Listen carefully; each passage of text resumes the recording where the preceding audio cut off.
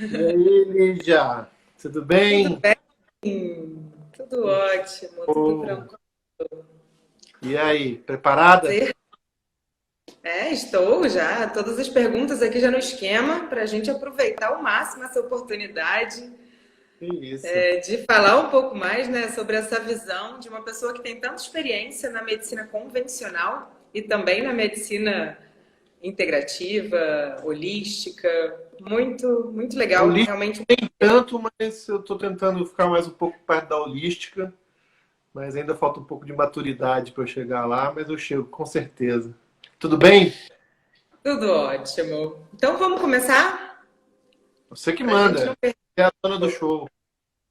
Então vamos lá. Primeira coisa eu queria saber o que que te motivou?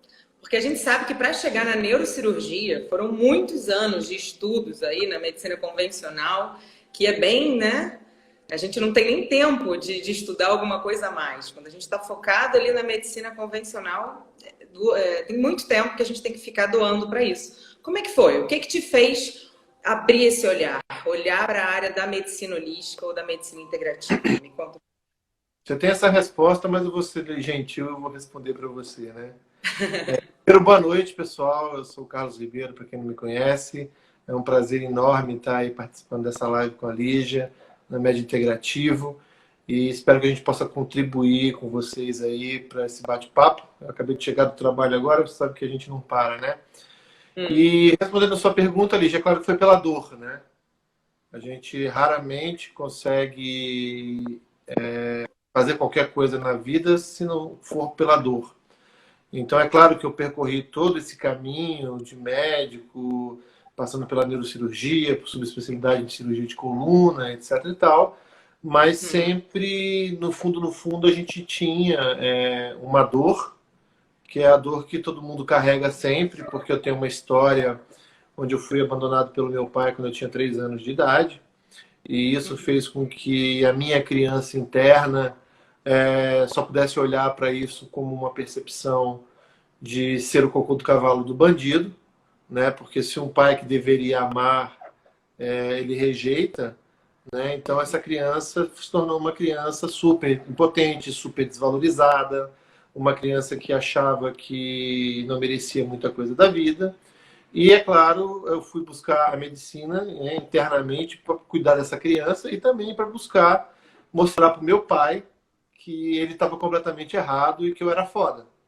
Então, na Uhum. verdade, foi um caminhar subconsciente, não consciente, né? Até então eu não tinha essa percepção, mas foi essa busca, nessa dor de ser uma pessoa depressiva, melancólica, uma pessoa introvertida. E também isso piorou depois que eu me casei pela primeira vez. E com certeza, doente, eu não poderia ter achado uma pessoa que ia realmente também me valorizar. Então, eu desenvolvi uma patologia no quadril, uma dor crônica no quadril, que os exames médicos convencionais, infelizmente, não acusaram nenhuma coisa que justificasse essa dor, né? Eu fiz ressonância, eletromiografia, todos os exames que estavam disponíveis e realmente não resolvia. O que resolvia para mim era só usar medicação de forma crônica, analgésicos potentes, e eu percebi que isso não era uma vida, é uma qualidade de vida que seria útil para mim. Então, nesse desespero, eu fui procurar tudo quanto é tipo de coisa, macumba, religião, e finalmente eu caí nas técnicas integrativas.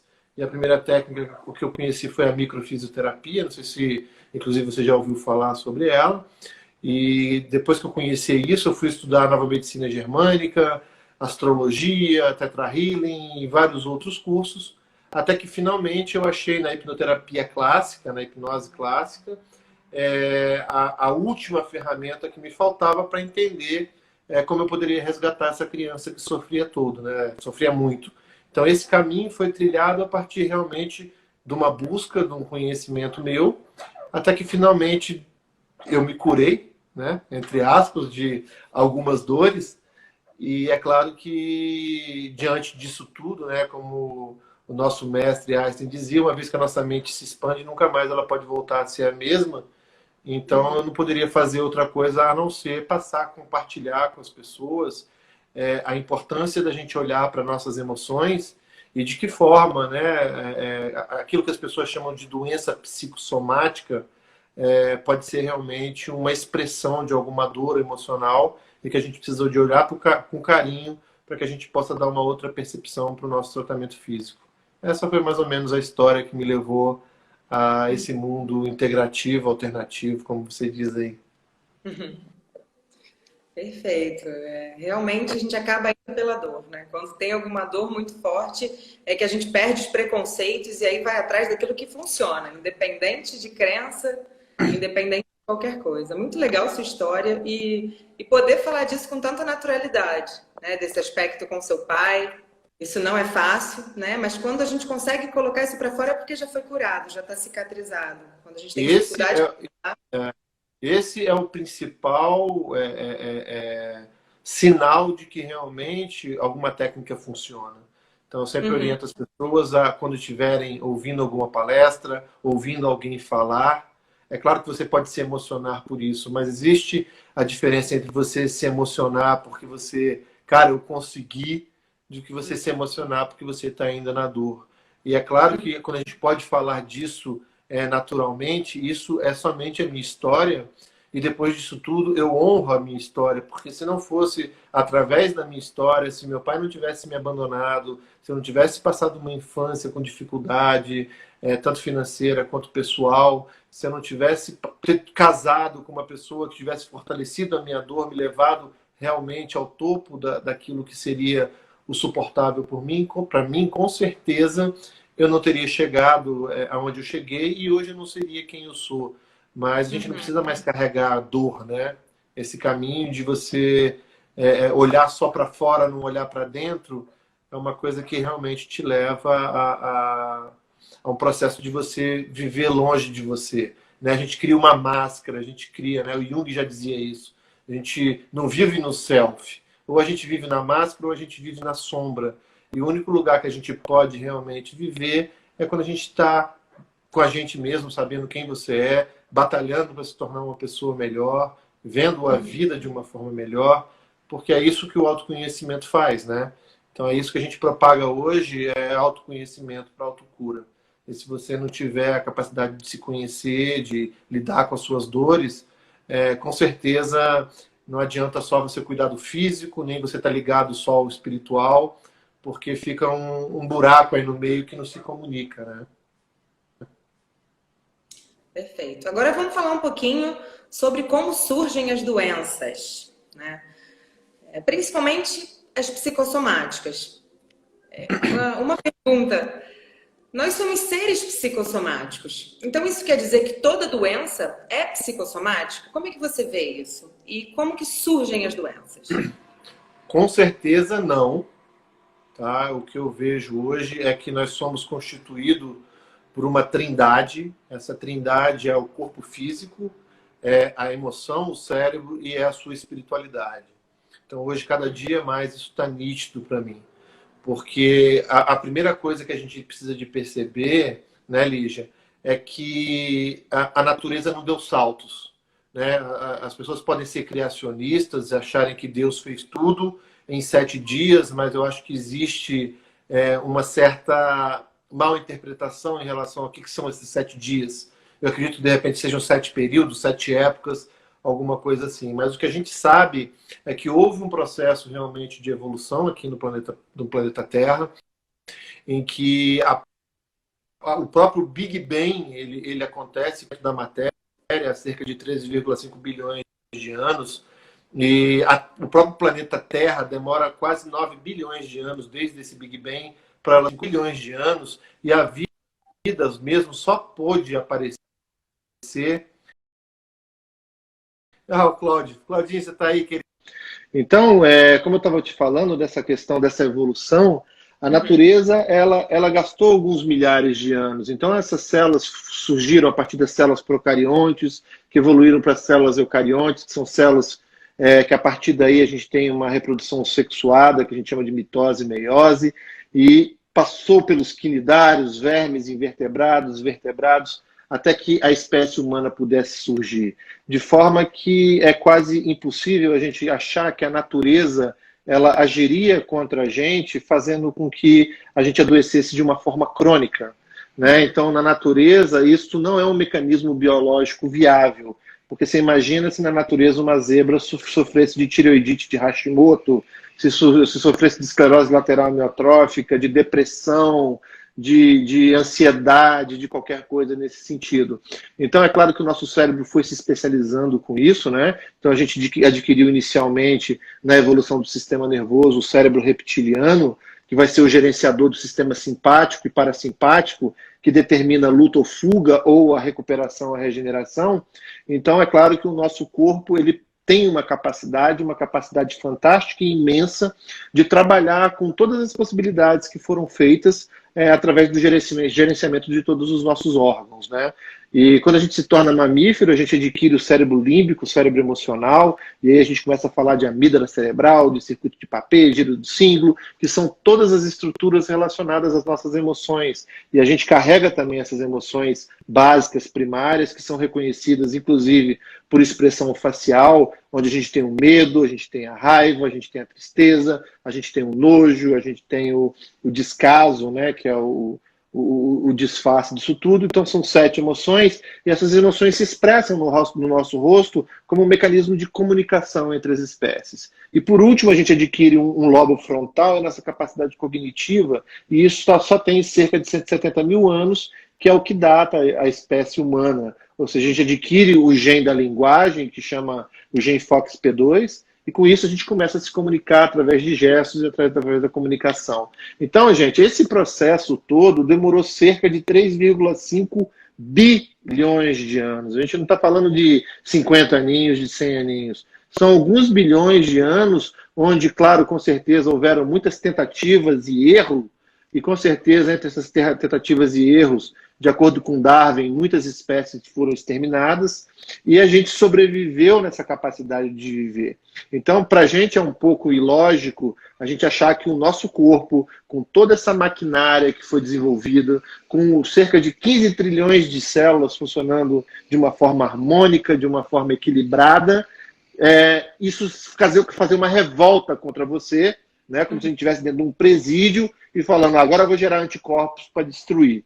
Mas é claro que a gente não pode deixar também de levar em consideração quando o nosso corpo foi criado e o que a gente tem hoje. Então, quando a gente foi criado como espécie, a gente vivia numa floresta, cheio de predadores, e a gente era caçador-coletor. O que significava isso? A gente comia só frutinha, caças, etc. e tal. E hoje, com a Revolução Industrial, a gente passou a comer um monte de lixo, né?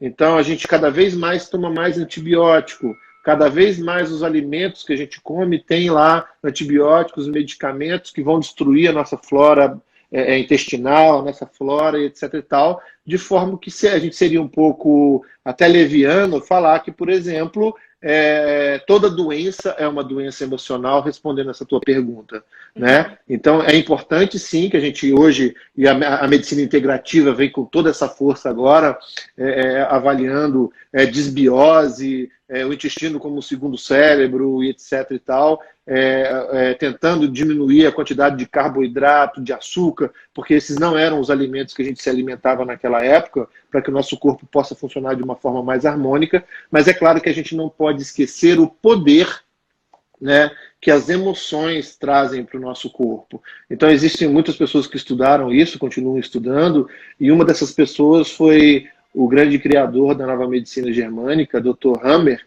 que ele estudou essa correlação biológica com o impacto nos tecidos e folhetos embrionários, trazendo para a gente uma perspectiva diferente de que, se os nossos órgãos são perfeitos, se eles nasceram e foram criados para funcionar de uma forma harmônica, a natureza foi tão perfeita que ela deu para a gente 2 olhos, 2 orelhas, um nariz, uma boca, um sistema digestório, um sistema reprodutor, um sistema sexual, por que de repente isso vai agora funcionar de uma forma causando doença na gente? Então eu acredito sim que a gente tem a importância de olhar para nossa atividade física, alimentação, tudo isso, olhar para um segundo plano, que são as nossas emoções, como é que está a nossa criança interior, como é que a gente lida com isso, e um terceiro plano, olhar para a nossa espiritualidade, que é isso que vai dar para a gente um porquê de continuar, né?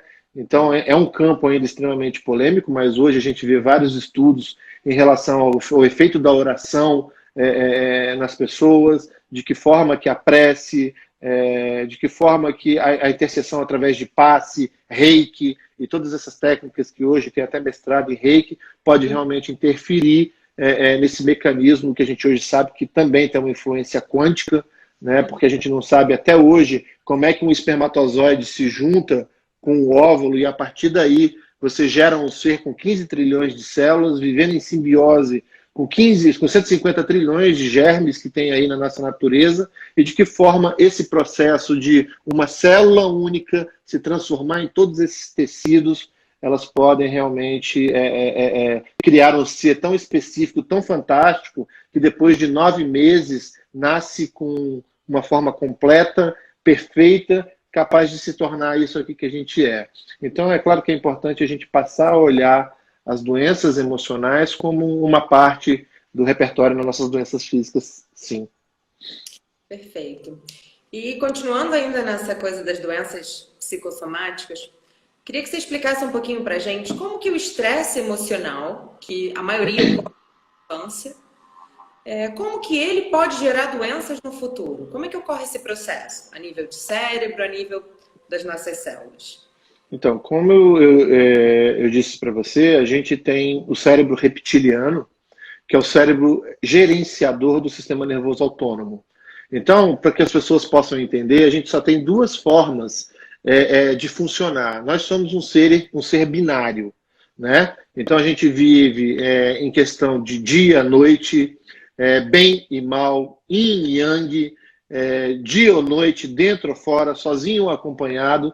Então a gente vive nesse binômio, né? E esse binômio também existe dentro da gente quando a gente fala de um sistema que é o sistema nervoso autônomo, que vai fazer com que a gente parta para a ação, né? E aí, quando a gente fala de partir para a ação, a gente fala que quem toma a dianteira é o sistema nervoso autônomo simpático, né? Então, o que ele faz? Ele vai fazer com que o nosso corpo ele descarregue uma quantidade de hormônios através do eixo tálamo, hipotálamo, cortisol, né, adrenal, fazendo com que você libere grandes quantidades de adrenalina, noradrenalina, hormônios da tireoide e o próprio cortisol, que é o hormônio hoje que se mede muito em relação ao estresse. Com que objetivo a gente faz isso? A gente faz esse objetivo porque na natureza a gente tem somente 3 princípios básicos. Um é o princípio básico da sobrevivência. Então a gente vai fazer de tudo para ganhar o máximo de tempo sobrevivendo, para a nossa sobrevivência. O segundo é economizar tempo e economizar energia, porque a gente não sabia se a gente ia comer a próxima refeição. Não tinha uma quantidade de alimento naquela época como tem hoje, que a gente chega, estou com fome e vou na geladeira. Para a gente comer naquela época, a gente precisava de subir no pé de árvore, andar alguns quilômetros, passar uma noite inteira caçando. Então, a gente precisava de ganhar energia o máximo e economizar o máximo de energia possível. E o terceiro é perpetuar a espécie através da reprodução. Então, essas eram as possibilidades que a gente tinha para o nosso dia a dia. E é claro que a gente falando de estresse, a gente está falando simplesmente de viver uma experiência onde a gente precisa de colocar esse mecanismo de simpaticotonia em ação. O que significa isso? Eu preciso estar o tempo todo preparado para lutar ou para fugir. Isso se chama estresse. O estresse ele só vem a partir do momento que eu tenho que matar um leão todo dia, que eu tenho que acordar porque eu tenho que performar, eu tenho que estudar, eu tenho que ser o melhor da turma, eu tenho que competir, eu tenho que ser o melhor médico, eu tenho que ser o melhor cirurgião, eu tenho que ser o melhor cantor, eu tenho que ser o mais bonito, eu tenho que ser a mais poderosa, eu tenho que ter peitinho. Então isso tudo me coloca em uma situação em que o meu sistema nervoso simpático ele vai estar o tempo todo, né, colocando no nosso corpo esses hormônios. E é claro que biologicamente o nosso corpo vai ter que se ajustar para isso. Então, basicamente, de acordo com os conhecimentos do Dr. Hammer, a gente é um ser triplástico e a gente tem o tecido endodérmico, o mesodérmico e o ectodérmico. Cada um funciona numa temática. Então, quando a gente fala do endodermo, a gente fala do vital. Então, se, por exemplo, eu estou numa temática em que é vital eu acumular dinheiro, e isso é o que está acontecendo agora, inclusive, por conta dessa pandemia, que as pessoas estão perdendo o emprego, que as pessoas estão inseguras, a primeira coisa que aparece nela é: meu Deus, será que eu vou conseguir comer amanhã? Será que vai faltar dinheiro para eu alimentar a mim e ao meu filho? Então, automaticamente, essa informação mental vai me trazer uma informação emocional que é medo. E, com certeza, o meu corpo vai precisar se ajustar a essa temática. E o que o corpo vai fazer? Vai pegar os órgãos que acumulam energia, que acumulam, estocam energia, a fim de fazer com que esses órgãos possam acumular o máximo possível para que eu possa durar mais tempo. Porque eu falei para vocês que a regra é sobrevivência. Então eu posso pegar, por exemplo, o meu fígado, que é o órgão estocador de glicose, né, e falar para ele: fígado, eu preciso que você armazene mais açúcar. Então o fígado começa a crescer, aumentar de tamanho, para acumular mais e mais açúcar, e ele pode até acumular gordura no fígado, que a gente vai chamar isso de esteatose. Ao mesmo tempo, o meu corpo vai ter que se adaptar, por exemplo, vou diminuir a quantidade de cocô que eu libero, porque eu tenho que guardar isso, porque se eu jogar a comida fora, o alimento, isso pode me faltar. Então eu posso manifestar uma doença como constipação. Então, essa relação entre a doença e a emoção e o estresse daquilo que a gente está passando, isso só acontece no ser humano. Por quê? Porque em um determinado momento, com a aquisição do nosso raciocínio, a gente passa a dar um significado para as nossas emoções. Então imagina, né? Uma zebra que ela é atacada por um leão lá numa savana, ela simplesmente, na hora que ela percebe o leão, ela vai ativar esse sistema simpático, adrenalina, cortisol, todo que é hormônio para ela poder lutar e fugir. Junto com isso, o medo, junto com isso, a raiva, e ela vai picar a mula. Só que o grande problema é que quando esse ataque acaba na natureza, simplesmente essa zebra, se ela não foi realmente atacada e não morreu pelo ataque desse leão, ela simplesmente vai falar assim: ok, não existe mais leão, não existe mais perigo, então automaticamente esse meu sistema nervoso simpático, ele é desativado, e quem toma o lugar é o parasimpático. Para quê? Para regenerar e para cicatrizar aquele órgão que pode ter sido afetado, ou através de uma mordida, ou através de uma entorse de tornozelo, ou alguma coisa que aconteceu com essa zebra. Então, o grande problema nosso, ser humano, é que a gente não consegue virar essa chavinha e falar assim: pronto, o leão já foi embora. A gente vai fazer duas coisas. Ou uma é: leão, por que você fez isso comigo? Eu estava só aqui pastando e você veio, me atacou, seu bobo, eu te odeio, você é a desgraça na minha vida e eu não vou te perdoar nunca. Quando a gente faz isso, a gente passa a dar um significado para uma emoção que era biológica, que era simplesmente um ataque, que eu acabei de me escapar desse ataque, e se eu escapei desse ataque, eu estou ótimo, pronto para um próximo ataque. Então, como a gente não desliga nunca, a gente passa a ter um mecanismo chamado de mecanismo de estresse. E isso é um processo cumulativo. E, é claro, o nosso corpo vai ter que se adaptar, aumentando a função dos órgãos relacionados ao estresse que você está vivendo. Ou então, inibindo a ação, porque a gente, como é binário, só tem duas possibilidades. Ou a gente aumenta a função dos nossos órgãos para que eu aumente a performance dele, ou eu paraliso esses órgãos para que eu pare o combate.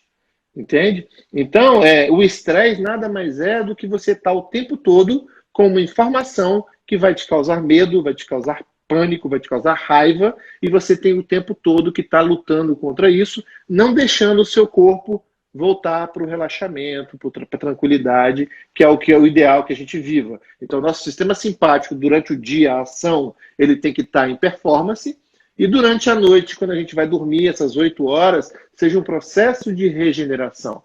E é por isso que a gente fala que uma pessoa que está com insônia tem grande chance de estar passando por um processo de estresse. Porque o animal na natureza, quando tem que se proteger, se defender, ele não vai conseguir relaxar para dormir. E olha, isso é fisiológico, dormir é fisiológico. Então, por que eu não vou conseguir dormir? Porque eu estou colocando um monte de substâncias, que são substâncias simpático-tônicas, dentro do meu sistema, que vai fazer com que ele fique remoendo a noite toda pensamentos, etc, etc e tal, e eu não consiga realmente descansar. Então, essa é mais ou menos a dinâmica que eu acredito que possa estar relacionado com esse conflito ativo de você ter que performar o tempo todo. Perfeito. Agora, duas coisinhas em relação a isso. Quando a gente está nesse medo, né? A gente está vivendo agora essa pandemia, a palavra que mais se ouve é isso, medo. Quando a gente está vibrando muito no medo, muito preocupado, o nosso sistema imunológico, como é que ele reage em função disso? A gente fica realmente mais suscetível a outras e a próprio vírus. E outra coisa, quando a gente está ativando o nosso sistema reptiliano, né, que você falou, a gente está na sobrevivência, a gente também diminui a nossa função do neocórtex, que pode pensar, que vai programar, pensar em soluções. Explica aí um pouquinho mais pra gente. Com certeza. Hoje existe uma especialidade na ciência que se chama neuroimunopsicologia, e a gente sabe que para que a gente tenha células, o sistema imunológico agindo de uma forma perfeita, é preciso que você esteja em parasimpaticotonia. Porque o estresse ele vai levar substâncias para dentro do nosso corpo que, com certeza, entre o lutar e o fugir e você fazer o controle interno, ele vai preferir que você luta ou fuja, porque senão você vai morrer e não vai ter mais solução. Então, com certeza, hoje existe um impacto muito grande das emoções em relação ao processo de defesa do corpo, e ele está diretamente relacionado a hormônios do estresse. Então, quanto mais estresse, quanto mais adrenalina, noradrenalina, cortisol, mais o seu corpo vai baixar as imunidades. E, com certeza, o medo é um desses fatores. Porque o medo, ele faz com que a gente se prepare, porque para a gente não existe diferença. O cérebro não sabe qual é a real diferença entre o real e o imaginário. Então, se você imagina que você vai morrer e você morrer, é basicamente a mesma coisa para o seu corpo. Então, você está falando de uma mente consciente com uma mente que é inconsciente. Então, qual é a informação que eu estou passando? Medo, medo, medo. E aí, o que acontece? A gente vai acabar entrando num processo que a gente chama de processo de estresse. E, gente, é muito importante deixar claro aqui que seleção natural existe desde que o mundo é mundo. Então, eu não estou querendo ser aqui, como é que se fala, egoísta e falar, nossa, mas você não se preocupa com as pessoas que vão morrer? Claro que eu me preocupo. E eu tenho certeza que muitas pessoas morrem com, sem, independente do coronavírus. Tá? Essa pandemia é uma pandemia que já aconteceu como várias outras, como a SARS, como a MERS, e matou muita gente. Então, é preciso que vocês entendam que colocar o seu programa biológico de estresse e de medo como uma prioridade, isso não vai te ajudar em nada nesse processo seletivo. Infelizmente, você vai ter que confiar que se chegou a sua vez, não vai ser de gripe, não vai ser de H1N1, não vai ser de pandemia de coronavírus, pode ser de atropelamento, pode ser você escorregar, cair, bater a cabeça no chão, pode ser câncer, pode ser enfisema pulmonar, pode ser um monte de outras coisas, infarto. Isso tudo pode ser que te leve muito antes de você ser contaminado pelo H1N1. Então é importante que vocês entendam que a natureza ela é perfeita.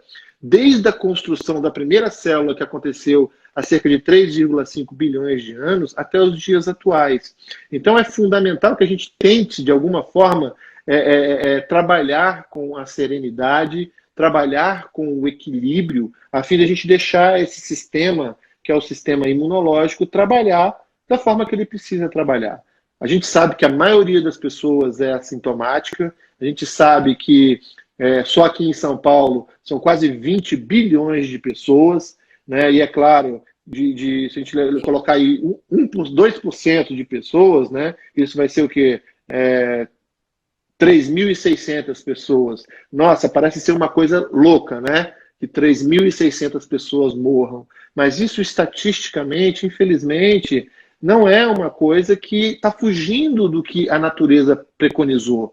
Né? A gente teve outras catástrofes muito maiores, tsunami, Brumadinho, etc. e tal. Só que essa está batendo na nossa porta e isso faz com que a gente fique com uma ansiedade, com um medo. Mas acreditem que só vai acontecer aquilo que precisa acontecer. Por isso que é importante a gente também se pegar a nossa espiritualidade. Né? O Brasil é um país com 90% de pessoas que são cristãs. E onde que está agora essa fé? em a gente acreditar que existe um quê maior, que existe um universo maior, né, com galáxias, com um monte de outras coisas que podem estar gerenciando isso. Então, isso faz com que a gente tenha consciência e a gente diminua esse medo. O que a gente não pode é ficar com medo de um leão e que a gente nunca viu. Cadê o leão? O leão não atacou a gente ainda. Que é diferente de se o seu pai morreu, se sua avó morreu por causa do coronavírus. Aí sim, você tem um evento traumático. Mas a gente até então que não tem, a gente tem que ter serenidade, tem que ter equilíbrio para entender que isso faz parte da nossa evolução. A gente está ativando esse sistema inconsciente, né, reptiliano, se realmente diminui a nossa forma racional de pensar em soluções. Ah, sim, né, sim. Claro. E existe uma prioridade, né? A gente fala aqui de 3 cérebros, né, Lígia? Mas esses cérebros estão interligados. Então a gente fala isso didaticamente, mas a neurociência sabe que isso é um sistema único, né? Então, é claro que existe uma hierarquia em relação a esses cérebros. Aquilo que é vital vem em primeiro, depois o que é emoção, que vem em segundo, e depois o que é razão, que vem em terceiro. Eu vou te dar um exemplo, né? Imagina que você está morrendo de vontade de ir no banheiro, fazer o número 1 ou o número 2. Além disso, você está morrendo de ente querido, amado, e ao mesmo tempo você tem que estudar para uma prova. Se você falar assim, eu não vou fazer xixi nem vou fazer cocô, eu vou estudar para a prova, você vai acabar se mijando, se cagando. Se você não for lá, pegar o telefone, ligar para a pessoa e matar a saudade, você não vai conseguir estudar a prova. Por quê? Porque existe realmente uma entre o que é sobrevivência, seguido por emoção, e por último o que é razão. Então a neurociência hoje fala que nós não somos seres racionais, galera. Porque se você pegar o cérebro inconsciente com o cérebro emocional, esses dois representam 95% de quem a gente é. Lutando contra o 5% racional que você acha que é. Então, é fundamental que a gente entenda que essa hierarquia, ela vai prevalecer. É a mesma coisa você falar assim, não, eu posso dirigir, eu vou dormir. Por isso que morre muita gente no trânsito dormindo. Porque isso é vital. A hora que o corpo fala assim, chega, ele te desliga, porque é vital. A hora que você precisa de fazer xixi, você precisa fazer xixi. A hora que você precisa fazer cocô, você precisa fazer cocô. E não tem como você falar assim, não vou fazer porque eu não quero, tô magoadinho. A sua bexiga vai distender, você vai começar a sentir dor e aquela coisa desgraçada. E pra gente que é da área da saúde, não sei se você já presenciou um bexigoma, que é uma pessoa que quer urinar e não consegue urinar. É uma dor excruciante que a pessoa fala, me mata porque eu preciso fazer xixi. Então, os nossos mecanismos biológicos primários, eles são loucos. É a mesma coisa, a pessoa que está com fome. Quando a pessoa está com fome, está com sede, ela mata por conta de comida. Ela faz qualquer coisa. Por quê? Porque o cérebro instintivo reptiliano assume o controle. E aí não adianta você querer pensar, porque nessa hora não vai funcionar. É a mesma coisa, tem 2 pessoas no meio de uma briga, né? A porrada está comendo solta. Como é que você separa essa briga? Fulano, por favor, dê a outra face. Você não está vendo que essa pessoa está desequilibrada? É assim que a gente separa a briga? Não, a gente tem que chegar lá e separa, porque essa pessoa, na hora, ela não está em condições de realmente parar para pensar, porque o oxigênio que devia vir para cá, ele fica na parte mais primária do nosso cérebro, certo? Outro exemplo, todo mundo sabe que não deve reagir a assalto. Você acha que as pessoas que reagem é porque elas são burras? Não, não é. É porque na hora do assalto, a emoção de medo e de raiva toma o lugar e a pessoa não pensa, ela simplesmente age. Quando ela viu, já se passou. Então, sim, a hierarquia do sistema nervoso, ele faz com que a gente haja, primeiro, o cérebro reptiliano, lutar ou fugir. Segundo, com as nossas emoções. E, por último, pensando. Então, aqueles que acham que tem o controle de tudo, eu sou super racional, olha, em tremendo engano, eu sou neurocirurgião, você conhece como é que é a fama do neurocirurgião, eu sempre me achei extremamente racional, porque eu tenho que lidar. E, na verdade, era um bebê chorão criando no colo. Então, é fundamental que a gente olhe, sim, para as nossas emoções e que a gente tenha um equilíbrio diante disso. Ficar em paz e saber que essa emoção está dentro de mim, eu não tenho como negar, eu não tenho como negar a raiva, eu não tenho como negar a tristeza, eu não tenho como negar a alegria, eu não tenho como negar o desprezo, o nojo, eu não tenho como negar essas emoções. É fácil a gente ver isso no rosto da pessoa. Quando a pessoa está com raiva, ela... aquele sorrisinho, eu vou te pegar, seu filho da puta. Porque a gente percebe. Então não adianta a gente querer dizer que eu não sinto isso, eu sou um ser evoluído e Jesus mandou eu me dar a outra face e eu dou a outra face. E geralmente esse é o maior problema, sabe? E eu vejo isso muito em terapia, viu, Lígia? Achei que da sua criança não tá, porque quando essa criança passou pelas dores que ela passou, ela não tinha capacidade de racionalizar como a gente tem hoje. Então o que eu vejo hoje com muita frequência é as pessoas indo para terapias onde elas ficam lá conversando, batendo papo. Não sei o quê. E é claro que todo mundo entende, gente, que o pai e a mãe fez o melhor. Todo mundo sabe que as pessoas fazem aquilo que elas podem. Que meu pai veio de uma família muito pobre, humilde, ele era bruto, ele me batia mesmo porque ele não sabia fazer diferente. Cara, todo mundo sabe isso. Eu sabia também que meu pai, quando me abandonou, é porque era o que ele podia fazer. Mas o que eu faço com essa merda dessa emoção que está aqui dentro de mim? O que eu faço com esse sentimento de me sentir o cocô do cavalo do bandido? Racionaliza, pensa que você é uma pessoa diferente. Isso não funciona. A gente precisa de ir lá revisitar essa emoção. A gente precisa ir lá resgatar essa criança interior. Porque a partir desse momento que você se assume responsável por essa criança e que você entrega para eles tudo aquilo que ele precisa, automaticamente você não vai precisar mais do amorzinho do papai, nem do amorzinho da mamãe. E você vai deixar de procurar isso nos seus relacionamentos. Quantos relacionamentos de merda que a gente vive porque a gente fica querendo que a pessoa faça a gente feliz? O príncipe encantado. Então, a gente precisa de olhar para as nossas dores. Não adianta ficar aqui, porque ficar na razão, isso não vai te levar a lugar nenhum nunca. Perfeito. Você já foi respondendo uma coisa que eu ia perguntar. Como é que a gente está... Falo pra caramba, desculpa. Imagina, tô amando. O pessoal aqui acho que tá adorando também. Muito legal ter essas duas visões sincronizadas. E eu ia perguntar disso. A maioria dos nossos traumas ocorrem quando a gente é criança. E eu queria que você explicasse um pouco melhor o porquê disso. Você já explicou que a gente, quando é criança, não consegue racionalizar. Mas eu queria que você explicasse um pouco melhor por que isso, em questão das ondas também, né? As ondas cerebrais são um pouco diferentes na criança do adulto.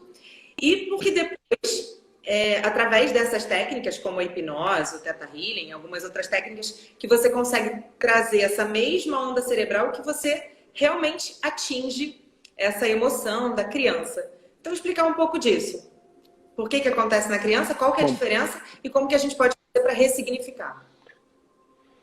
Bom, a gente, como eu falei, a criancinha, ela nasce através de uma fusão de um óvulo com o espermatozoide, ela passa 9 meses dentro da barriga da mãe, fazendo o seu desenvolvimento dos órgãos, etc. e tal. Quando essa criança nasce, ela é um puro animal. Ela só tem programas biológicos de dormir, cagar, chorar e assim sucessivamente.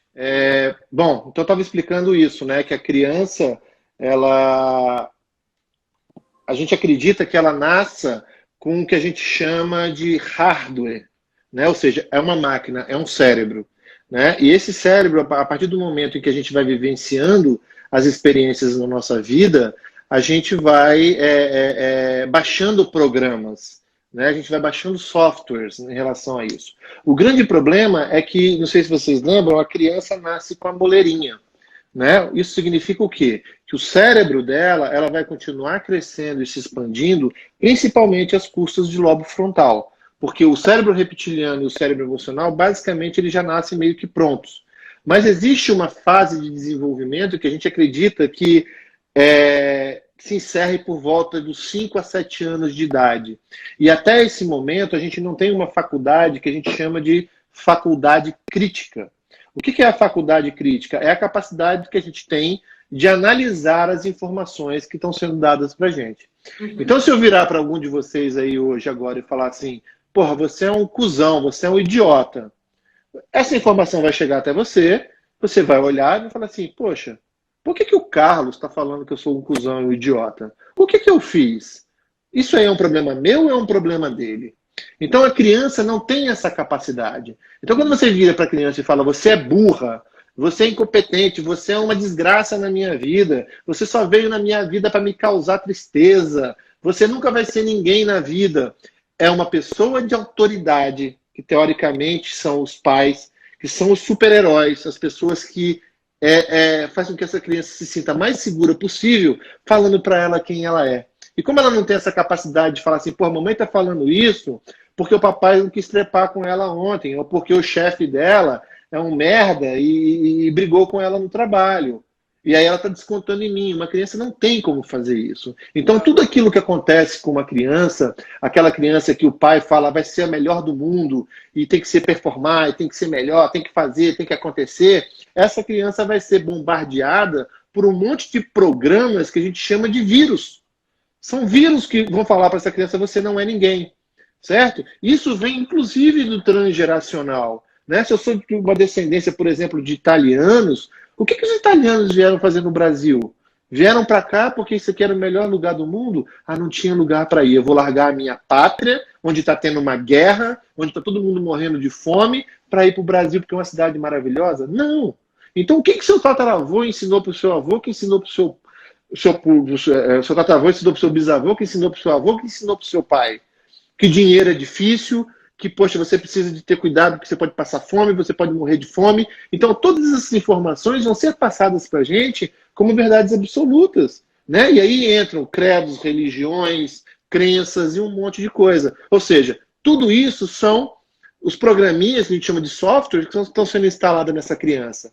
A partir do momento que essa criança atinge uma maturidade que a gente chama de adolescência, aí as pessoas dizem que os adolescentes são complicados. Eles não são complicados. Eles simplesmente não acreditam mais nas suas verdades. E aí começa o pau. Porque, embora ele acredite, isso doa muito nele, racionalmente ele sabe que isso não é mais verdade. Então ele começa a ter um conflito, que é um conflito de quem sou eu. É um conflito de, porra, por que papai mentiu para mim? Deixam de ser super-herói. Eles não são mais super-heróis. Eles deixam de ser super-heróis para serem pessoas normais. E aí o que acontece? O nosso cérebro, ele não sabe qual é a diferença entre passado, presente e futuro.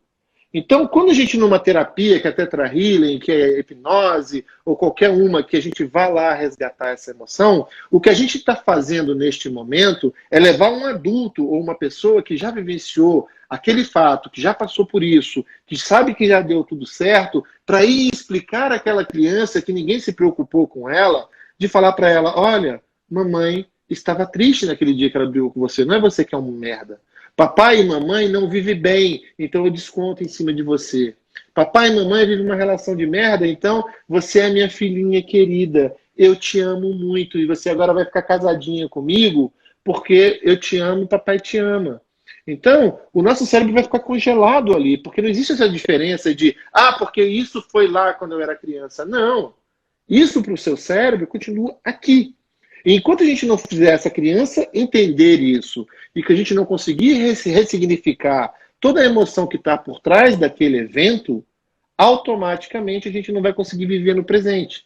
Então a gente, teoricamente, só tem 3 possibilidades de viver. Ou a gente vive no passado, na nostalgia, na depressão, ou a gente vive no futuro, que é a ansiedade do que vai acontecer amanhã, ou a gente se planta no aqui e agora, vivendo hoje.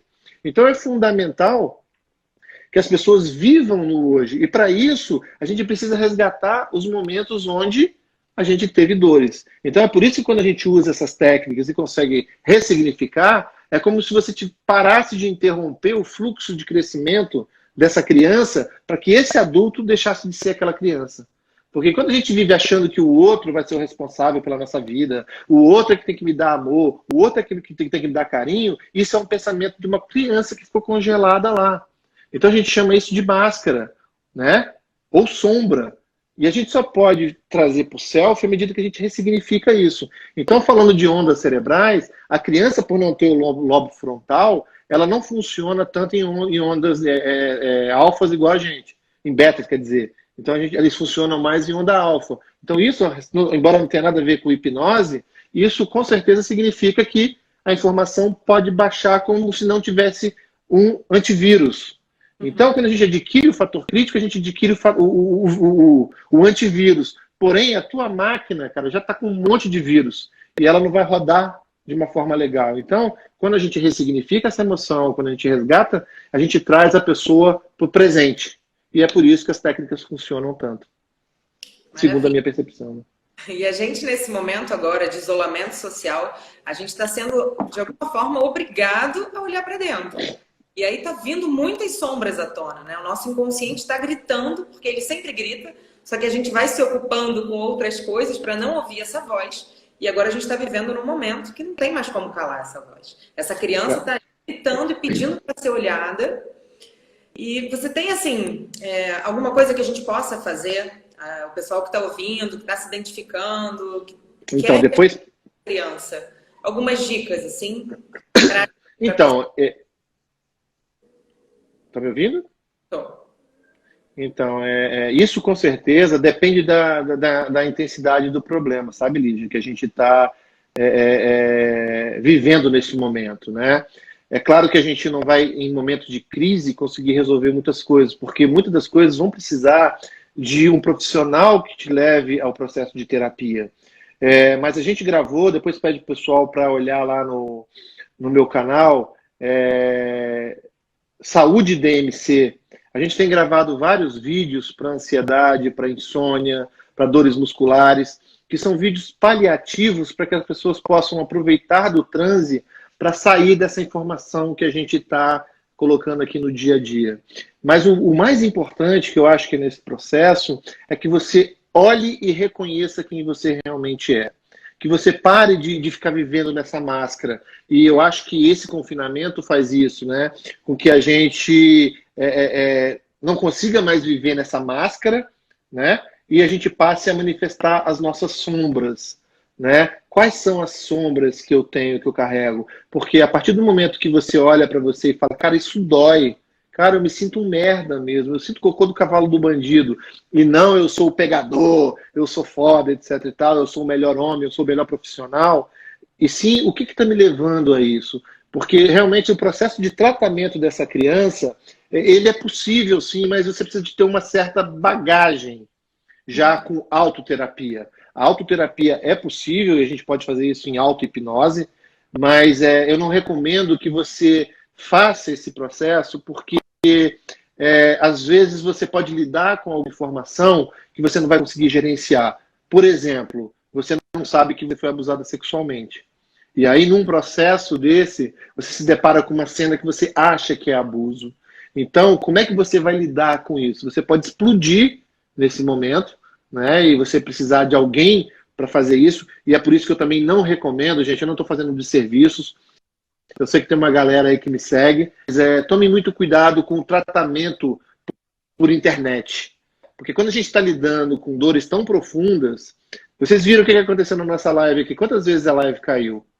Né? Quantas vezes eu perdi o sinal? E você imagina uma pessoa lá numa crise onde ela está revivenciando uma cena onde ela foi abusada, uma cena onde o pai virou para ela e falou assim, você é uma merda, você é o cocô do cavalo do bandido, e a internet cai.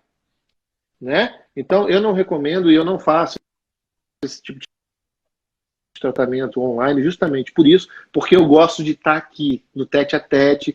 O que acontecer, eu vou dar o... Imagina, cai um sinal, falha um sinal, a pessoa não ouve, ou então tendo uma crise histérica, se joga pela janela. Isso tudo pode acontecer. Então, o que eu recomendo agora, neste momento, é que a gente trabalhe sempre com a questão de sair da simpaticotonia para a parasimpaticotonia, a fim de que você possa ficar em paz e tranquilidade. E para isso a gente gravou uns vídeos aí, realmente está bem legal, principalmente para as pessoas que estão com insônia, que estão com medo. Então isso baixa um pouquinho, e enquanto isso você vai olhando para você, vai olhando para sua família, vai olhando para sua esposa, vai olhando para o seu filho, porque essa quarentena está sendo fantástica, porque com essa quarentena a gente está aprendendo um monte de coisa. Quantos pais e quantas mães que terceirizam a habilidade da criação para os seus filhos, que não sabe como o seu filho é violento, agressivo, quanto ele é desrespeitoso e mal educado com os professores. Quem tem que educar o meu filho é a professora e não eu. Né? Agora eu tenho que olhar para minha esposa e falar assim, cara, e aí? O que a gente tem ainda para a gente ficar aqui juntos? Né? É só dinheiro? É só bens financeiros? Então eu acho que nesse momento agora o processo é muito mais de você fazer um autoconhecimento, uma autoanálise, para que você possa procurar profissionais que possam te ajudar a cuidar dessa criança. Essa é a minha conduta. Eu sei que tem um monte de colegas aí que trabalham via internet, tem agora um movimento de psicólogos, mas é claro que o psicólogo vai trabalhar mais na parte consciente, mas eu acho que mexer com ferramentas como o Theta Healing, como o Barra Access, como hipnose, em pessoas que você não tem o controle de qual é a reação que vai acontecer, eu acho muito perigoso. Perfeito. Acho que a gente está nos últimos 2 minutinhos. Queria te agradecer muito. Foi, assim, demais.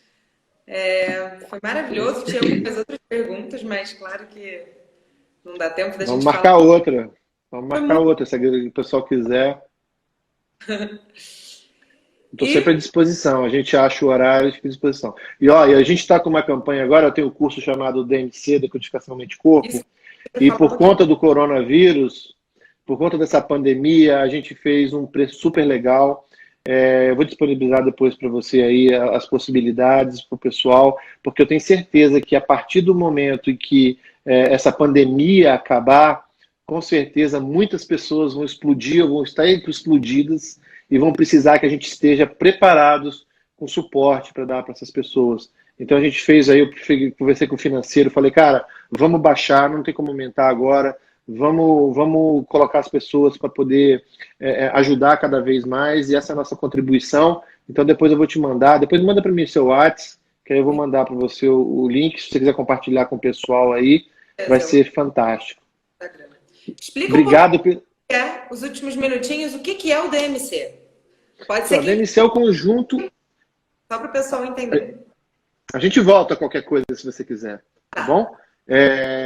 A DMC ela é um conjunto de todas as técnicas que eu estudei, assim, basicamente, que eu achei que eram troncos de tratamento. Então, tem a nova medicina germânica, tem a constelação familiar, tem a cinesiologia aplicada, não tem a parte de hipnose, porque é a decodificação da mente, é um outro curso que eu estou ainda criando.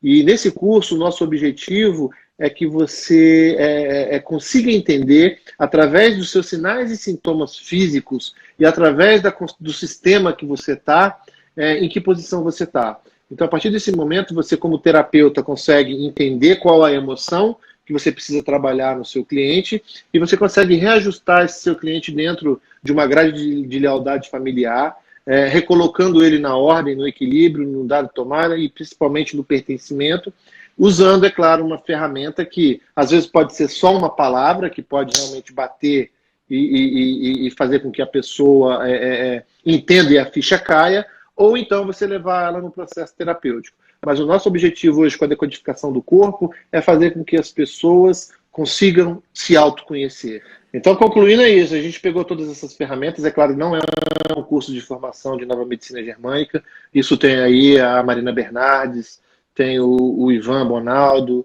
tem a escola do Afonso Salgado, que dão a formação especificamente nova medicina germânica, que acaba sendo para as pessoas que têm conhecimento da área de saúde, porque é um pouco complexo, né?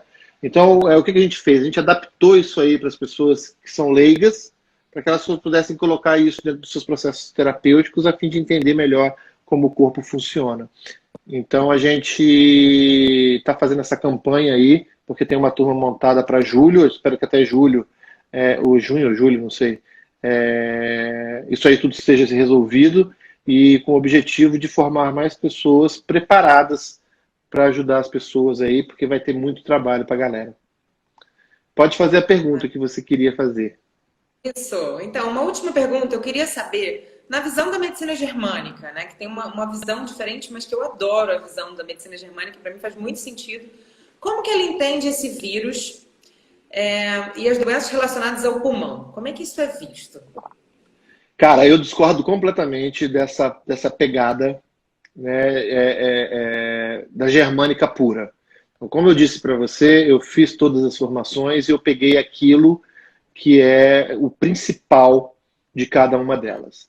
Né? Dr. Hammer, na criação da nova medicina germânica, ele baseou toda a nova medicina germânica em 5 leis. Né? E a 4ª lei, ela fala que os germes eles funcionam em simbiose com o nosso corpo. Então, quando eu falo de doenças que acometem o endoderma, eu estou falando de fungos, né? O mesoderma antigo, o mesoderma novo, eu vou falar de bactérias. E quando eu falo de ectoderma, eu estou falando de vírus. Então, esses germes, eles vão atuar, é claro, no mecanismo de, se eu aumentei a função, aumentando a função do meu órgão, para que eu diminua a função desse meu órgão, eu vou precisar da bactéria, como se ele fosse comer aquelas célulazinhas lá. Né? E quando a gente fala de vírus, a gente fala que cavou, né? Diminuiu a função e a gente precisa de depois fazer massa que é para tapar o buraco. Eu particularmente acho que isso é uma visão extremamente radical. Eu acho que a gente pode usar isso sim para, por exemplo, as sinusites crônicas que a gente tem, a amigdalite de repetição, mas a gente falar de uma pandemia, né? E que, porque na nova medicina germânica, na época que o Dr. Hammer fez isso aí, a virologia era uma especialidade ainda extremamente limitada. Então, o vírus só existe realmente como um parasita intracelular obrigatório, ou seja, para que um vírus possa viver, ele tem que estar misturado com o nosso código genético. Então, mais uma vez, seria muito leviano a gente falar que não existe esse vírus, que vírus é só informação, né? E que a gente pode realmente fazer uma decodificação em relação a isso, exclusivamente a isso.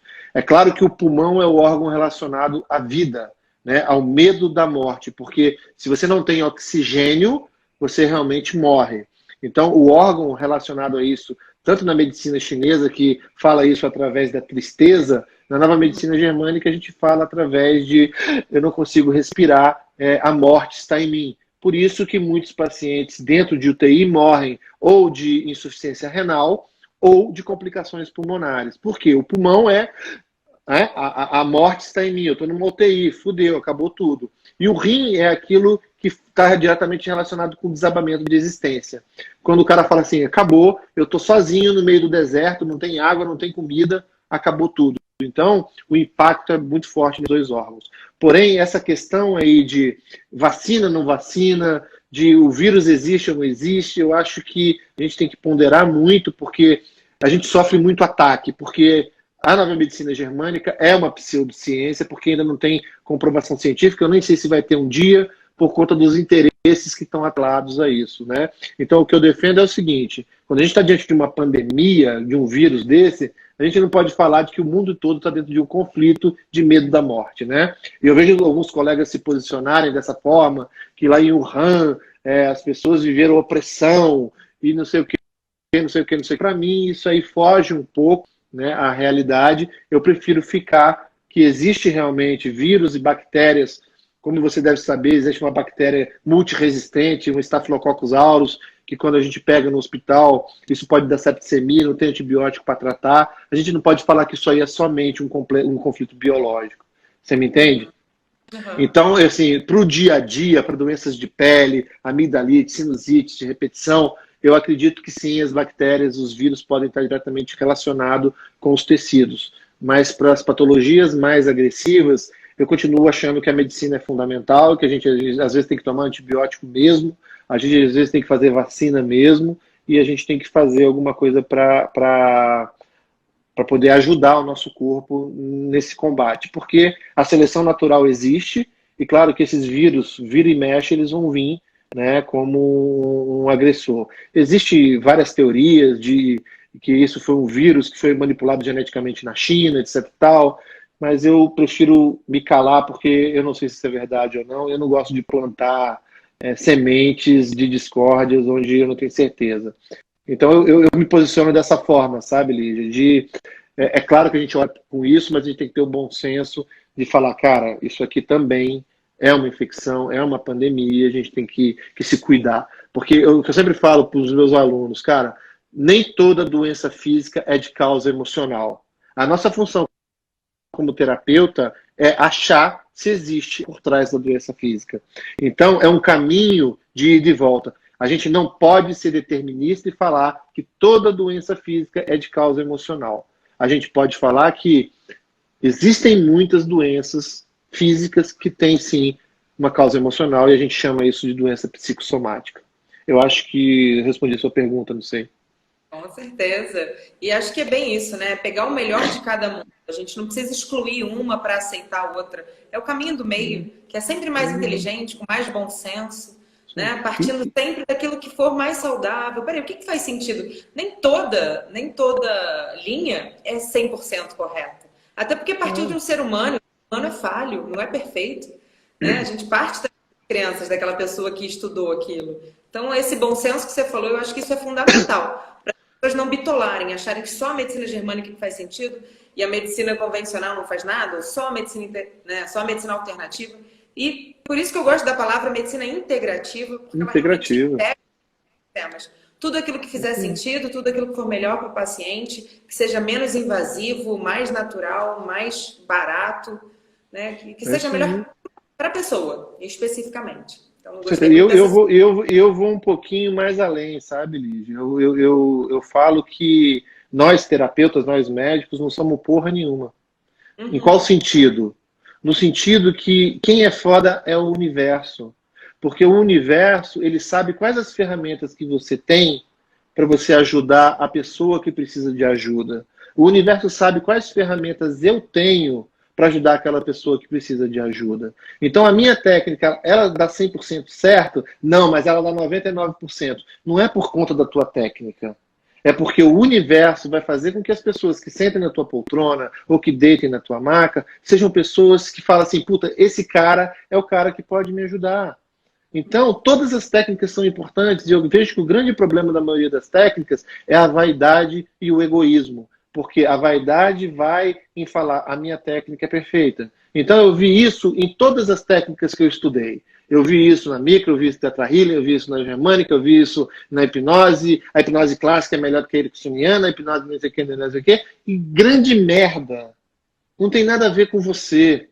Isso tem muito mais a ver com a tua intenção de ajudar as pessoas, porque antes de conhecer todas essas técnicas, quando eu me colocava para ouvir meu paciente, dava um abraço na minha senhorinha, um beijo, ela simplesmente falava assim, poxa, obrigado, doutor, eu tô melhor. Então, eu não tinha porra de técnica nenhuma, então não se trata da técnica. A técnica, ela vai ajudar sim, mas se você não tiver a intenção de ajudar, a mente subconsciente do teu paciente vai saber que existe um perigo ali. Se você está atendendo as pessoas só por causa do dinheiro ou o que você vai receber em troca, a pessoa vai captar ali o seu campo. Porque uma célula, ela sabe o que é bom ou não para ela. Lembra daquela pesquisazinha que a gente fazia? Pingava o ácido perto da célula, a célula fugia. A gente pingava glicose, a célula se aproximava. Então, a nossa mente inconsciente, subconsciente, ela é capaz de saber se você está ali por ela ou não. E se o subconsciente perceber que você não está ali por ela, não adianta o remédio, não adianta o antibiótico, não adianta merda nenhuma. Então, a gente precisa de se retirar mais. A gente precisa de diminuir o nosso ego e a nossa vaidade, e a gente precisa falar assim, cara, eu tenho uma caixa de ferramenta que pode ajudar muito, e eu pego tudo que é melhor de cada uma delas. E pode ser que nenhuma das técnicas que eu fiz resolveu porra nenhuma.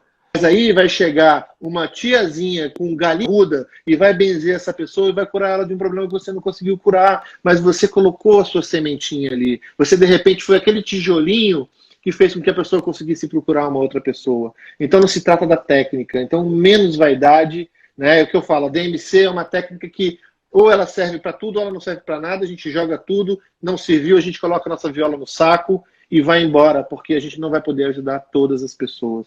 Uhum.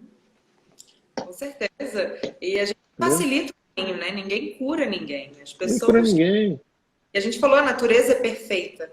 Para a gente terminar, só porque a gente já está aqui, falar um pouquinho de autocura. Como é que funciona esse processo de autocura? Porque quando a gente um processo de cicatrização, como é que ocorre isso a nível também emocional, cerebral, nervoso? Então, você quer que eu faça mais uma live, né? Então, gente, esse processo, falar de autocura, às vezes pode soar um pouquinho meio complexo, né? Mas eu prefiro falar eu falo de autocura, mas quando eu falo de autocura, eu estou me referindo à homeostase. O que é homeostase? É o equilíbrio interno do nosso meio, certo? Então, assim, o nosso corpo, ele foi desenvolvido para ele se autocurar. Então, quando a gente fala, por exemplo, de uma zebra que recebeu uma mordida de um leão, quando ela escapa desse leão, o meu sistema parasimpático vai enviar um monte de substâncias para aquela região onde foi atacada, a fim de que eu leve para lá sangue, glicose, açúcar, anticorpos, e aumente aquela região. Tá ouvindo? Tô. E aumente o afluxo de substância para aquela região, para que aquele tecido que foi lesado possa se regenerar. E isso acontece com todo o nosso corpo, se a gente deixar ele funcionar como é o corpo dos animais na natureza. As emoções, ela tem basicamente a mesma forma. Você não tem como modificar a raiva, você não tem como modificar a tristeza, você não tem como modificar o medo, você não tem como modificar o nojo, você não tem como modificar o desprezo. O que você pode fazer, porque isso é vital. Todo mundo precisa disso para sobreviver.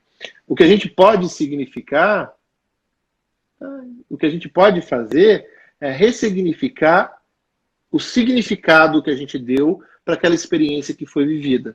Então, se a gente fizer isso, deixar a nossa emoção ser ressignificada e falar, pronto, agora não preciso mais estocar glicose, como eu falei no fígado, ele pode voltar ao normal, automaticamente esse órgão da nossa mente inconsciente vai fazer esse caminho, porque ele sabe o que é isso.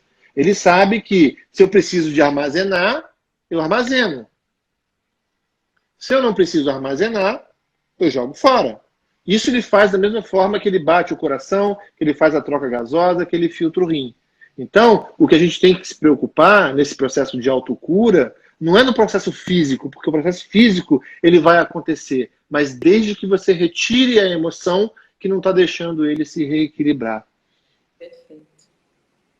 Sacou? Perfeito. E aulão. Que isso, que isso. Maravilha, maravilha. Então Que é mais? isso. Vamos terminar por hoje. Já fomos mais do que uma live, mais do que uma aula. Quero te agradecer novamente por todo o carinho, por distribuir para a gente seu conhecimento, sua experiência. Eu amei. Já estou querendo marcar uma próxima. Acho que a gente tem muito assunto para trazer clareza para as pessoas. Eu acho que o mais importante é isso, ver esses dois mundos, como médico e terapeuta, e entender esse caminho do meio, que não existe certo, não existe errado, uma coisa complementa a outra, que as pessoas são seres multifatoriais, com várias coisas que precisam ser ressignificadas. E isso. É isso aí. Obrigado, querida. Eu vou depois te mandar no WhatsApp a promoção que a gente está fazendo aí para embarcar para quem quiser embarcar aí nessa viagem louca de assumir a responsabilidade pelos resultados da sua vida, que queiram deixar de ser crianças, se tornar adultos e, consequentemente, ter uma vida muito melhor. A gente está fazendo isso aí somente para a galera em decorrência dessa pandemia, então eu vou te mandar, e aí quem quiser procura aí contigo e a gente vai... o curso não é online, o curso é presencial, porque, mais uma vez, eu não posso colocar as pessoas na sala, eu não posso mexer com a criança interna, eu não posso trazer um monte de informação e a pessoa está lá em casa vendo esse vídeo e ela fica bugada ou ela fica ferrada, porque eu acho que eu tenho a responsabilidade de, quando eu faço isso, de estar num ambiente controlado, porque se a pessoa precisar de uma terapia, se ela precisar que eu faça qualquer coisa ali, que a gente pare a aula e dê o suporte, a gente vai fazer isso. Então, o curso online ainda é uma coisa que a gente já gravou, mas eu tenho muita preocupação com isso, porque o nosso objetivo é deixar as pessoas melhores, não fazer a pessoa encarar emoções, encarar dores, e depois falar assim, agora se vira, você já comprou meu curso, e como eu falo lá, lamba sua caceta, né? Então, a gente ainda está trabalhando nessa questão, vamos ver se a gente consegue uma solução para equilibrar isso, e se Deus quiser, quem sabe a gente não consegue fazer isso online para expandir para a galera aí para o mundo. Beleza? Obrigado mais uma vez, Lídia. Foi um prazer te conhecer, não pessoalmente, mas por vídeo. Conte com a gente. Eu fico muito feliz em saber que a tua geração mais nova aí, que está vindo com uma quebra de paradigmas, que já não está mais acreditando nessas verdades absolutas de que o remédio cura tudo, voltando a ter um olhar para o que é fisiológico, para as drogas fitoterápicas, para as drogas de reposição, para tudo esse lixo que empurram na nossa garganta durante a faculdade como verdade absoluta. E eu tenho ficado muito feliz que realmente eu tinha um grande preconceito em relação aos médicos, porque quando eu entrei nessa, e isso já deve ter uns 12 a 15 anos, as pessoas mal olhavam para isso como uma possibilidade e falavam, por que o neurocirurgião quer fazer isso aí? Só porque não sabe operar, né? Então, cara, graças a Deus eu sei operar, eu opero na Beneficência Portuguesa de São Paulo, já tenho 20 anos, mas foi a minha dor realmente que eu não consegui curar com remédio, com antidepressivo, com um monte de coisa que me fez hoje falar para as pessoas, sim, existem possibilidades, não é uma única possibilidade, existem várias, e você precisa se olhar do ponto de vista físico, e aí eu sugiro a medicina integrativa, que você olhe como é que você está, como é que você está se alimentando, etc. e tal, que você olhe para as suas emoções e principalmente que você lembre, ainda mais nesse momento de pandemia, que existe um universo que controla isso tudo, certo? E que a gente teoricamente não nasceu aqui e que, quem sabe, não existe uma possibilidade de expansão, né? Porque, afinal de contas, o que são 90 anos, 100 anos diante da eternidade?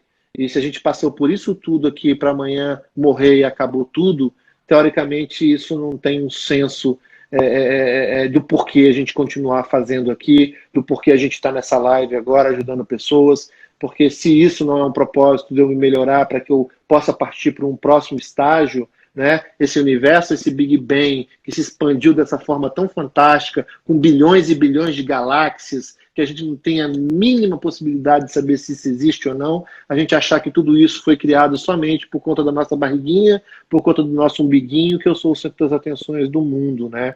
A gente é um grãozinho de areia, e se a gente puder realmente expandir isso, a gente vai ver isso que a gente está passando de pandemia como uma nova perspectiva, como uma nova possibilidade, e quem sabe como um novo chamado para a gente voltar para a nossa casa, onde é a nossa casa real. Então, serenidade, equilíbrio, vai dar tudo certo, e conte comigo sempre que você precisar, e é uma honra, e depois eu quero te convidar para a gente fazer uma live de volta no nosso canal, para você falar do que você faz, né? Porque a gente se conhece por Insta e tal, mas eu quero ouvir agora o outro lado, que é você. Então vamos combinar uma live para você falar para minha galera, tem um bocado de gente aí. Então, gente, acompanha aí o Médio Integrativo, né? A doutora Lídia tem muita coisa interessante para falar aí para gente, e com certeza essa questão aí física, espiritual, mental, ela é fundamental hoje no conceito de saúde. Inclusive, esse é o conceito que a ONU defende, né? Mas fazer que é bom, ninguém faz. Então, muito obrigado mais uma vez, um grande beijo para você, um prazer. E se precisar de mim, eu estou por aqui. Muito obrigada. Beijo, gente. Beijo em todos. E a gente vai se falando. Tchau, galera. Caminho. Tchau, tchau.